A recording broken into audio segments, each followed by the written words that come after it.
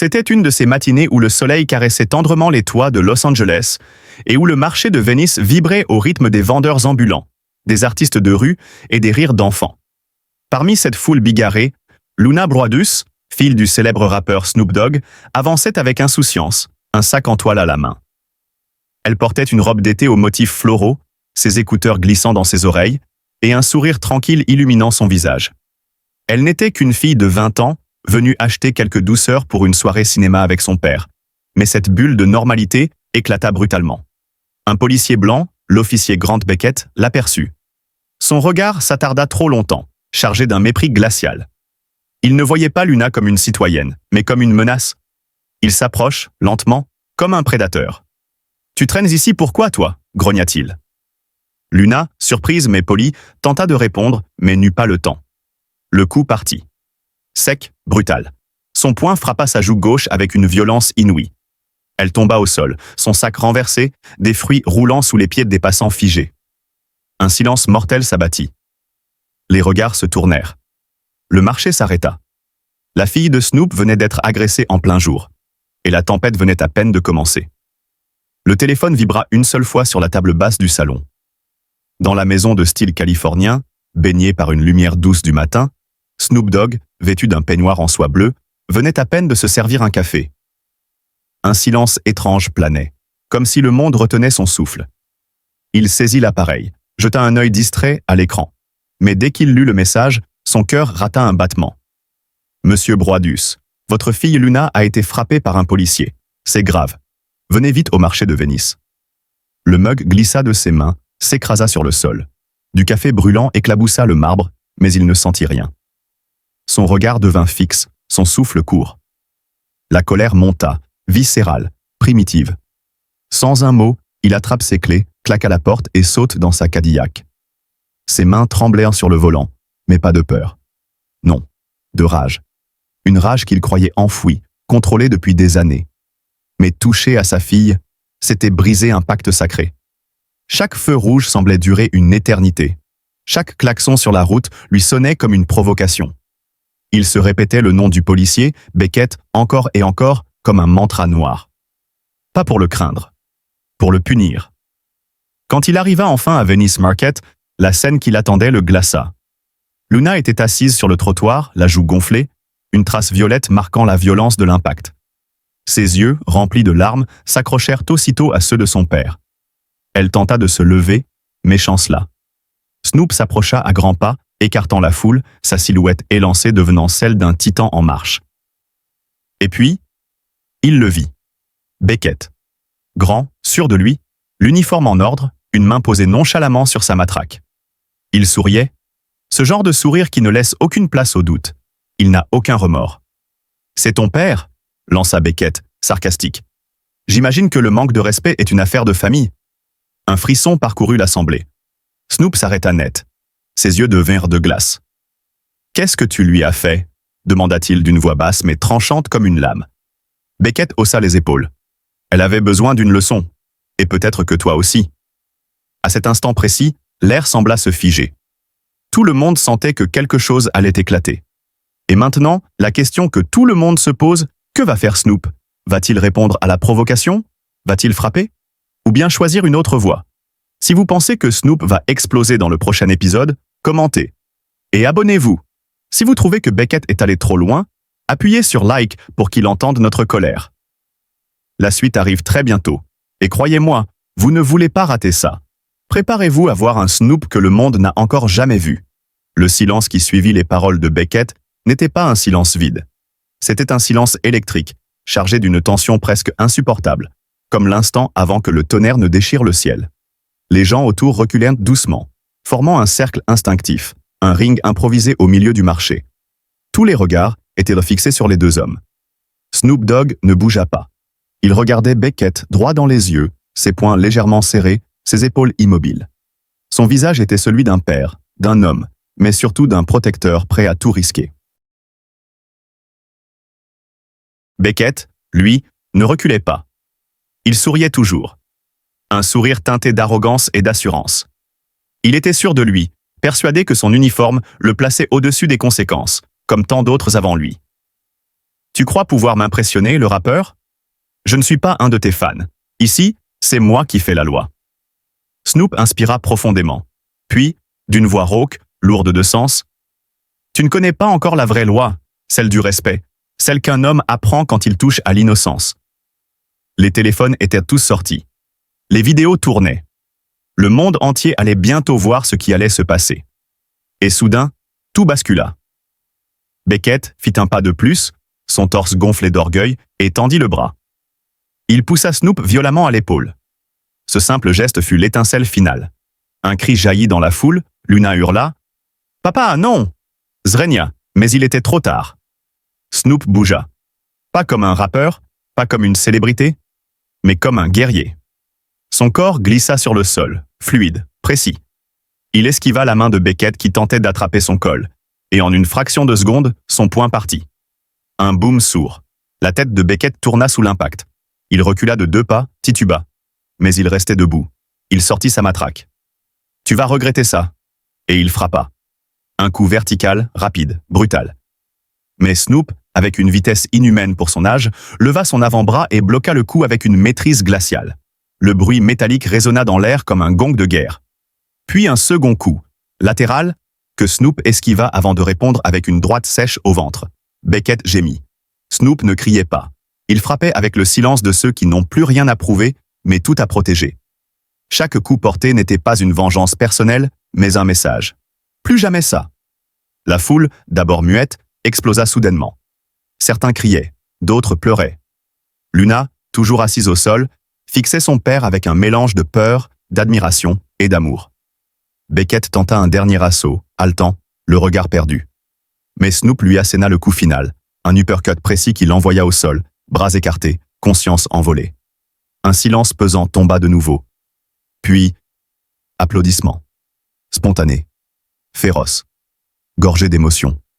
Et vous, qu'auriez-vous fait à la place de Snoop? Commentez, justice, si vous pensez qu'il a bien fait de se défendre. Abonnez-vous pour ne pas rater la suite, car ce n'est que le début. Les renforts arrivent, et ce que Snoop va découvrir va tout changer. Et si vous trouvez que Beckett a eu ce qu'il méritait, appuyez sur like. Sinon, faites-le quand même, parce qu'il est temps que la vérité se répande. Le corps inerte de l'officier Beckett gisait sur le sol poussiéreux du marché. Sa matraque, jetée à quelques mètres, brillait au soleil comme une relique d'un pouvoir désormais brisé. Le silence qui suivit n'était pas celui du soulagement, mais celui du choc suspendu. Un souffle retenu par des dizaines de personnes, témoins d'un moment qu'aucun d'eux n'oublierait jamais. Snoop, debout, les poings encore serrés, haletait légèrement. Ses yeux ne quittaient pas Beckett. Il ne bougeait pas comme si l'adrénaline l'avait figé dans cet instant, entre colère et responsabilité.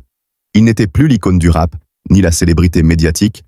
Il était un père qui venait de protéger sa fille et qui savait que le prix de ce geste n'était pas encore totalement payé. Au loin, le hurlement strident des sirènes fendit l'air. 2 voitures de patrouille se rapprochaient à toute vitesse. Le marché, d'abord figé, se remit lentement à respirer. Des murmures se firent entendre, certains choqués, d'autres murmurant des mots de soutien. Un vieux vendeur de légumes se signa en silence. Une femme serra la main de son fils, les larmes aux yeux. Les pneus crissèrent en s'arrêtant net. 4 policiers en sortirent, armes à la ceinture, regard méfiant. Le premier, un homme d'âge mûr au regard froid, s'appelait lieutenant Victor Monroe. Il scanna la scène d'un coup d'œil. Beckett au sol, inconscient. Snoop debout, droit comme une colonne de granit. Luna toujours assise, le visage marqué mais digne. Que s'est-il passé ici, Zrenia Monroe? Un jeune témoin s'avança, son téléphone à la main. C'est l'officier Beckett. Il a frappé la fille, sans raison. On a tout filmé. Le lieutenant haussa un sourcil.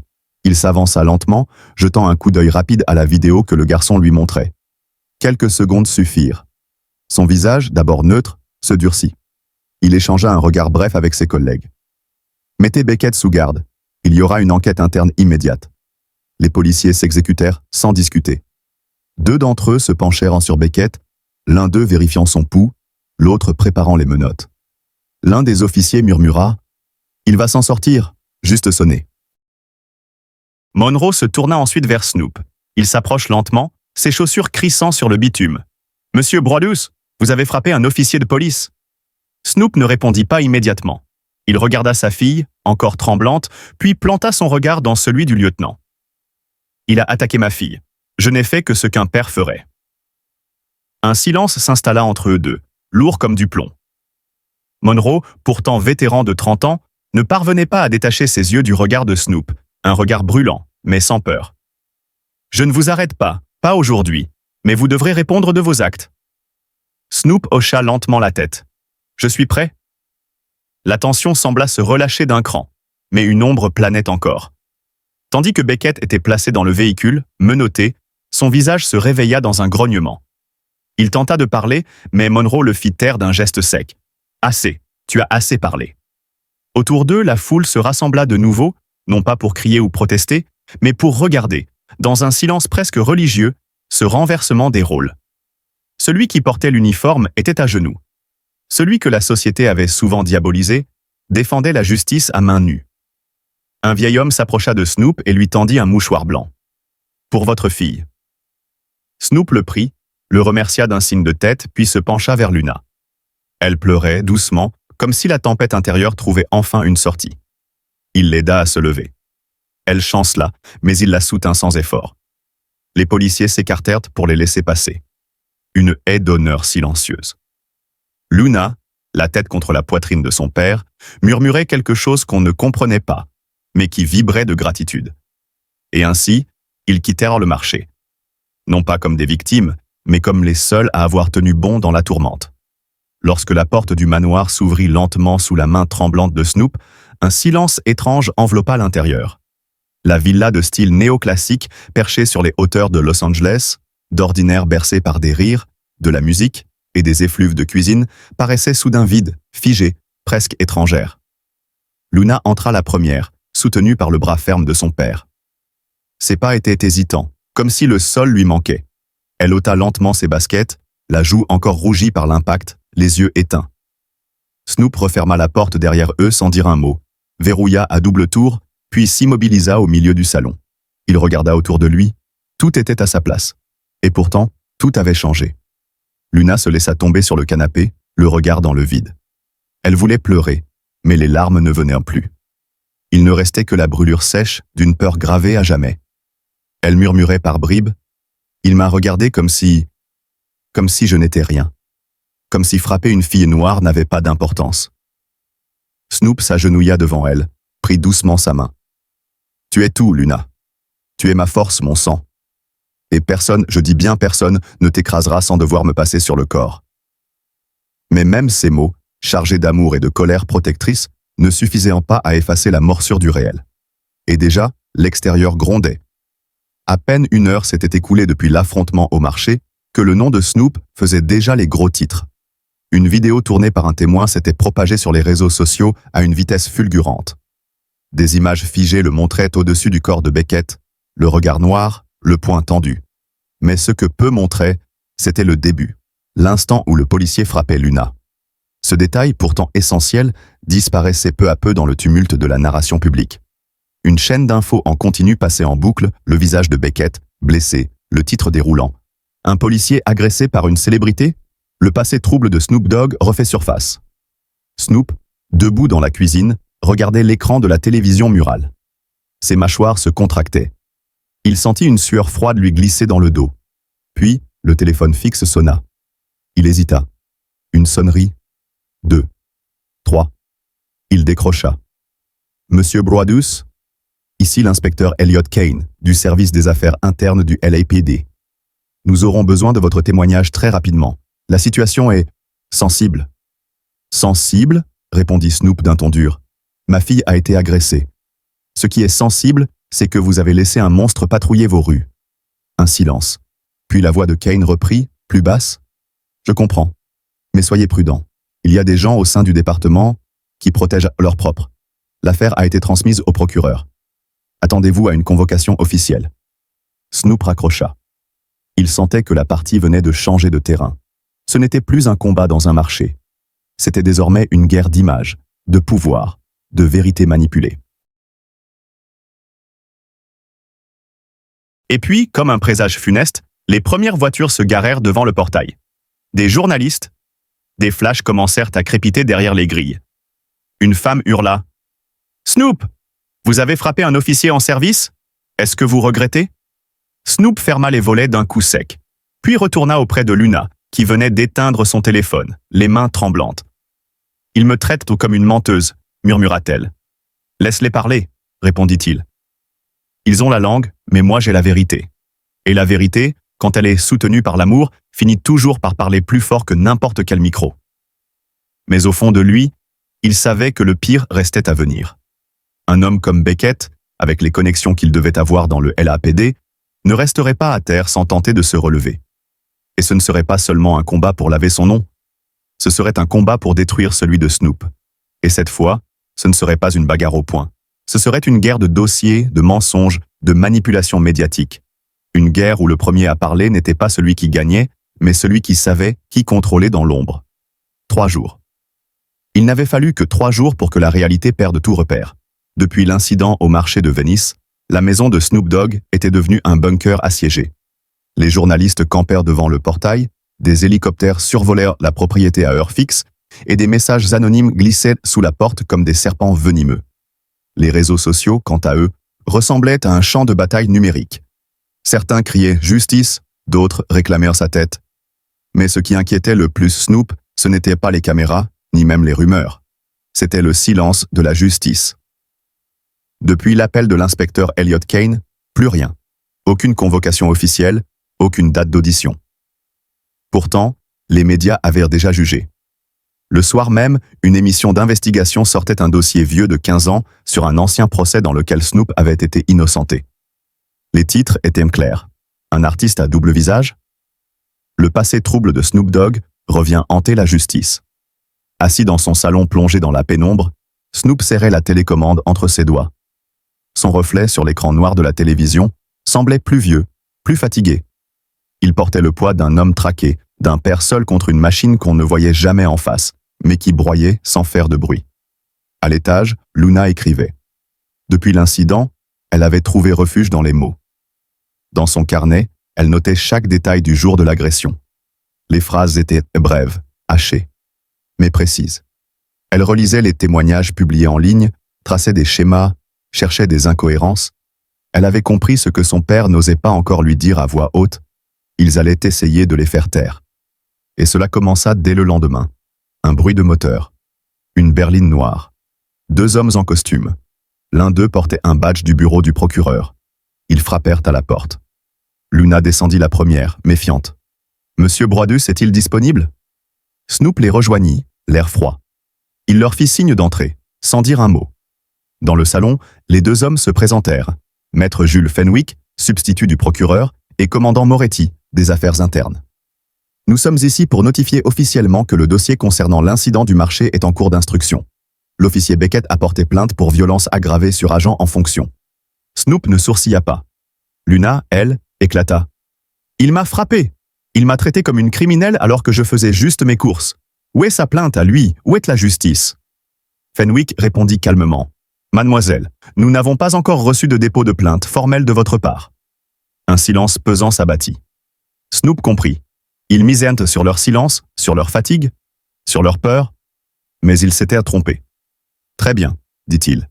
Nous déposerons plainte, et nous irons jusqu'au bout. » Le soir même, un avocat entra dans la danse. Maître Clarisse Belmont, femme noire, reconnue pour son combat contre les abus policiers, accepta de représenter Luna.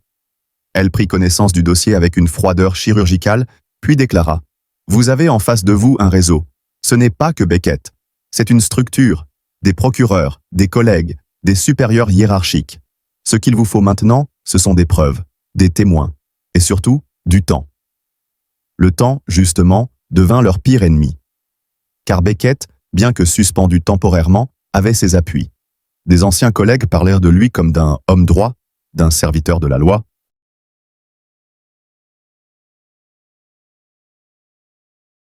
Un syndicat de police publia même un communiqué accusant Snoop d'avoir délibérément monté une opération médiatique pour salir les forces de l'ordre. Et dans l'ombre, quelque chose de plus sombre s'agitait.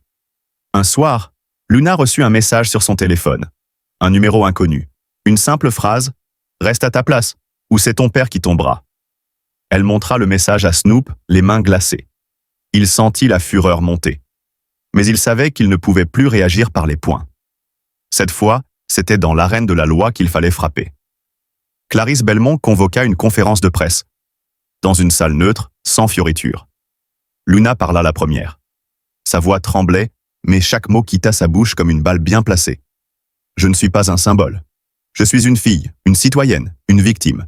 Et si la justice ne me protège pas, alors c'est qu'elle a oublié pour qui elle existe. L'effet fut immédiat. Certains journalistes hésitèrent. Des voix dans la presse commencèrent à poser des questions. Des témoignages contre Beckett rejaillirent.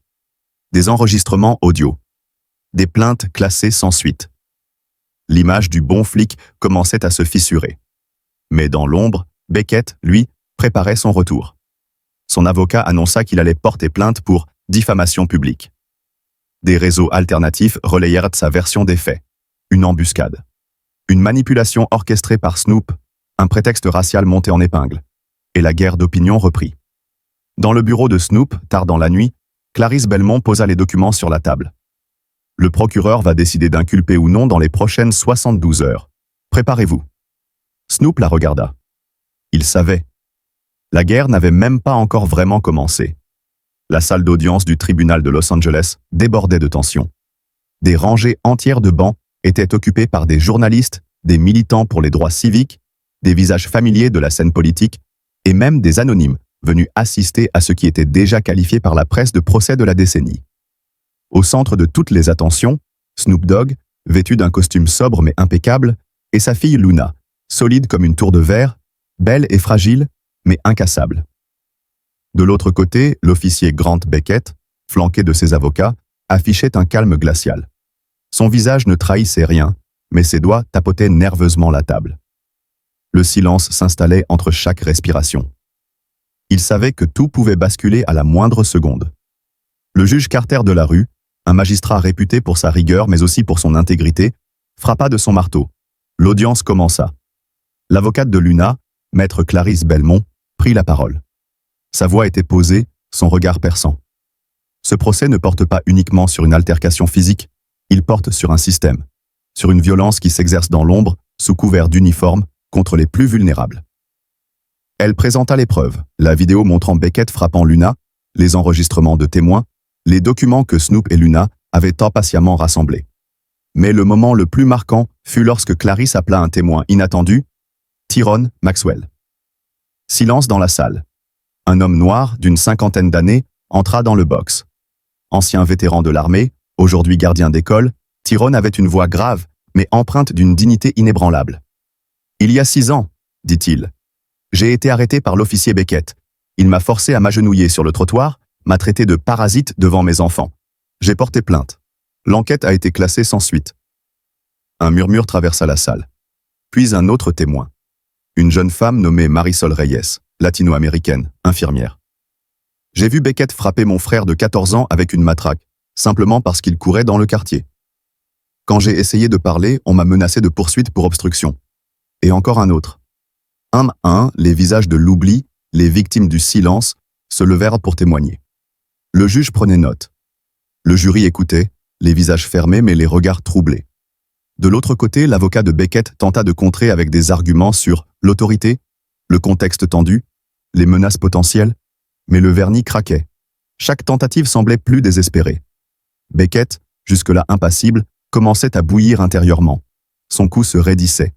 Il sentait la pression monter. Puis, une bombe explosa. Un ancien policier, Liam Saunders, demanda à témoigner en toute confidentialité. Il apporta avec lui un dossier scellé contenant des communications internes du LAPD. Le contenu? Des rapports d'incidents contre Beckett, 13 au total, tous étouffés par un supérieur corrompu. Des notes de collègues l'accusant d'avoir planté des preuves, usé de la force excessive, ciblé des jeunes hommes noirs de manière systématique. Et dans un enregistrement audio, on l'entendait murmurer à un collègue « Ils respectent rien sauf quand on les écrase ». Une onde de choc secoua la salle. Beckett se leva d'un bond, les yeux injectés de sang. Il hurla « Vous mentez tous! Ils sont contre moi parce que je fais respecter l'ordre. » Le juge de la rue frappa de son marteau. « Silence, ou je vous fais expulser de la salle. » Mais l'effet était irréversible.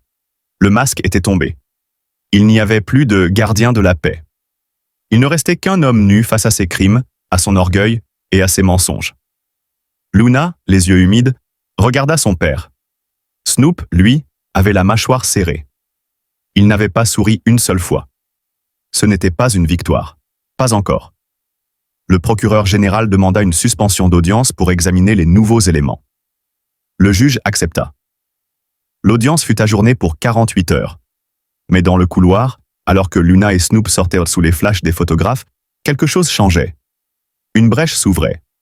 Les regards étaient différents. Moins de méfiance. Plus d'écoute.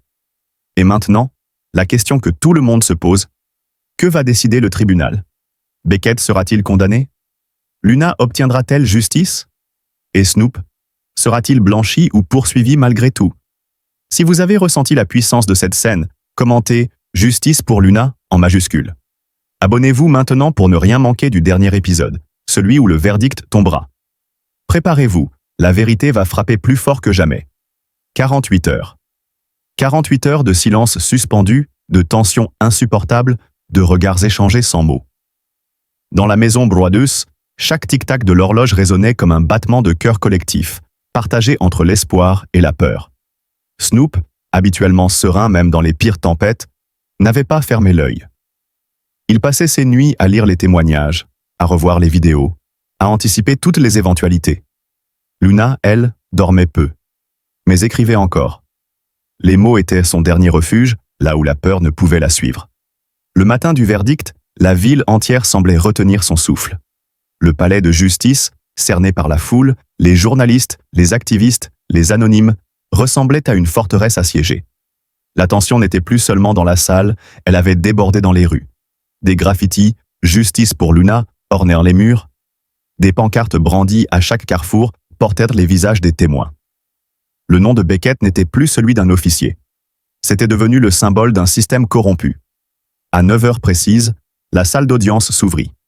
Le juge de la rue entra, le visage grave, suivi du jury. Les visages des jurés semblaient tirés, épuisés. Tous savaient que leur décision dépasserait le simple cadre juridique. C'était une décision historique. Le silence était total. On aurait entendu une aiguille tomber. Le greffier se leva. « Veuillez vous lever pour le verdict ?» Le chef du jury prit la parole. Sa voix tremblait légèrement. Concernant les charges portées contre Grant Beckett pour usage abusif de la force, faux témoignage, intimidation de témoins et discrimination raciale aggravée, nous déclarons l'accusé coupable sur tous les chefs d'accusation. Un frisson traversa la salle. Des larmes coulèrent. Certains suffoquèrent de soulagement. D'autres restèrent figés, n'osant encore y croire. Mais ce n'était pas fini. Concernant les charges retenues contre Calvin Broadus, dit Snoop Dogg, pour violence contre un agent en fonction, le cœur de Luna sembla s'arrêter. Snoop ferma les yeux. Nous déclarons l'accusé non coupable.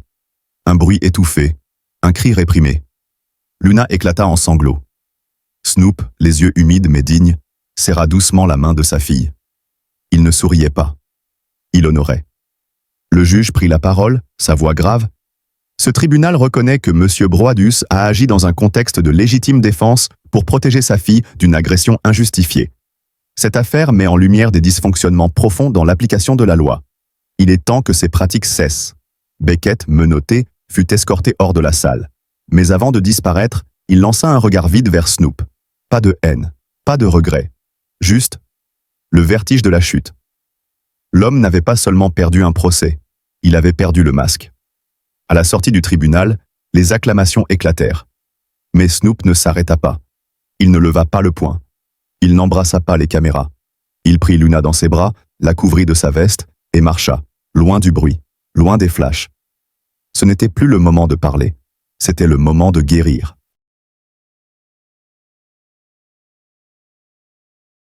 Quelques jours plus tard, dans un studio discret du quartier de Silver Lake, Snoop enregistrait un morceau. Pas pour un album, pas pour les chars, pour lui, pour Luna, pour ceux qu'on avait fait taire trop longtemps. Sa voix, grave et douce, posait des mots sur l'indicible. Il n'avait jamais été aussi vrai, aussi vulnérable. Chaque mot vibrait d'une colère apaisée, d'un amour reconstruit. Luna, elle, avait décidé de parler publiquement. Lors d'un rassemblement organisé par une association pour la justice sociale, elle monta sur scène, seule, devant des centaines de jeunes.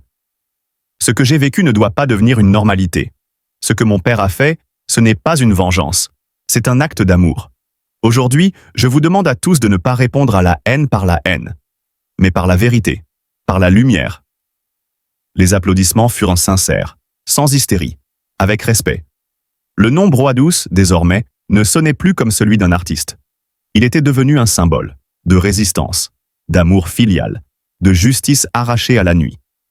Et pendant que la ville recommençait lentement à respirer, dans la maison silencieuse sur les hauteurs, une famille retrouvait la paix. Le rideau tombait. Mais l'écho, lui, allait résonner encore longtemps. Si l'histoire de Snoop et Luna vous a touché, laissez un commentaire ci-dessous. Pensez-vous que Snoop devrait rester discret ou devenir le porte-voix d'un mouvement contre les violences policières? Partagez votre avis et n'oubliez pas de liker la vidéo, vous abonner à la chaîne pour soutenir leur combat. Chaque interaction de votre part est une voix de plus pour la justice, la vérité et pour ceux que le pouvoir a tenté de faire taire. L'histoire n'est pas terminée. Et vous en êtes une partie essentielle.